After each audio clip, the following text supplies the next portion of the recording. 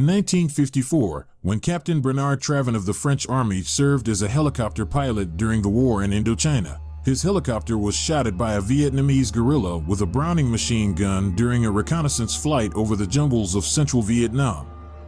Traven's partner received a fatal wound, but still managed to land the helicopter in the jungle, and Traven himself survived.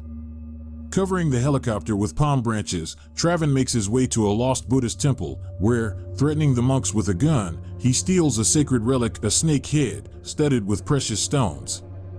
The relic contains an ancient manuscript with mysterious writings. After that, the captain hastily leaves the monastery, not hearing how one of the monks shouted something bad after him. By the time of the main events of the film, the retired Traven lives in Paris, collects ancient works of art, and is considered a famous antiquarian. But the strange find he brought from Indochina does not leave him alone. He was helped by another well-known person in certain circles, Polish professor Jan Tarnas, who specializes in the forgotten temple culture of Kurum Vanat, who was able to read the inscription on Traven's manuscript and even found a hiding place in this scroll. Inside the fibers was hidden a map that pointed the way to the Valley of 1,000 Snakes, where, according to the text, a weapon was stored, the owner of which could become the ruler of the world. After extracting the secret map, strange things begin to happen. The scientist and the collector are constantly pursued by poisonous snakes, in the garden, in the house, and in the scientist's office.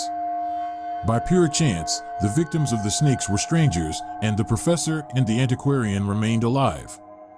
Moreover, their secret was known to a resourceful French reporter from the newspaper France Soir, Christine Gilbert, as well as a secret organization headed by a certain Mr. Britcher. Researchers working in this organization discovered that the ornament on the ancient manuscript contains an encrypted molecular structure of an alloy, cerium plus lanthanum plus neodymium, which could only be obtained in the conditions of cosmic vacuum.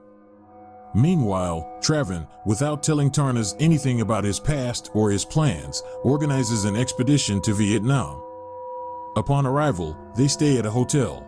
In Vietnam, the ubiquitous Christine and a local guide join the partners, whose father, according to him, was a partisan and knew all the paths in the jungle. Perhaps it is he who is shown at the beginning of the film.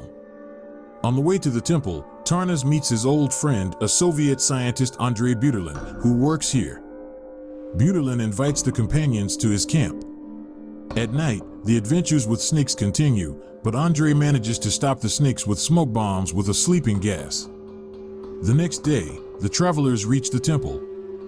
The abbot of the temple, in exchange for the manuscript, allocates a monk to the companions as a guide to the Valley of 1,000 Snakes. Bernard, Jan, and Christine, exploring the valley, find themselves in an ancient dungeon where, after passing several traps with snakes, laser installations, and a huge snake-like monster, they find a sarcophagus with an alien and an unusual vessel resembling an amphora. If you believe the inscription, the vessel contains some kind of power and might, good and evil, a threat to the whole world or a key to dominating it. But greedy Traven doesn't care. On the way out of the dungeon, he tells his companions that he is leaving them, and then kills the Vietnamese guide, who demanded to return the amphora to its place. After that, he returns to the hotel with his loot, where he himself is overtaken by a killer. The latter takes the amphora and leaves the hotel, but, trying to start the car, becomes a victim of a mysterious monk who threw a ninja star at his head. At this time, Tarnas and Kristen escape from the dungeon and meet Buterlin again at the exit from the jungle, who drives them to the hotel in his car. There they learn about what happened to Traven. But nothing can be done, and they fly home to France. On the plane, Tarnas finds the same vessel in his backpack and realizes that he is carrying a terrible biological weapon to Europe, capable of destroying everything. At the parking lot at the airport, Tarnas is grabbed by Britcher's people and taken away with them, and Kristen sees them off with a satisfied look. She does not regret it at all, since she was an agent of the Britcher organization. In the secret laboratory of Mr. Britcher, the mysterious find is opened for more detailed study, despite the objections and fears of Tarnas. The research leads to a fantastic result. The liquid extracted from the amphora accidentally gets on Britcher's face and turns him into a terrible mutant, whom the employees have to burn alive. When the research is decided to be moved to a safer area, to the Pacific atoll of Mataiva, the plane carrying the suitcase with the container under heavy guard literally dissolves in the air. Meanwhile, Tarnas wakes up in his apartment and barely remembers what happened. There are many traces of injections on his hands.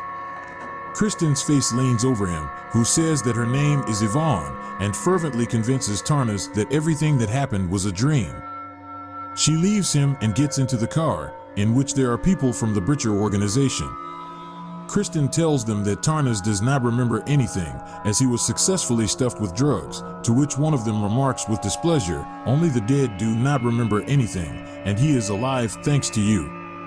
Tarnas watches the departing car from the window. A little later, he goes out into the street, meets Krishnists on the street, and, stating that he no longer wants to have anything to do with Asia, runs away.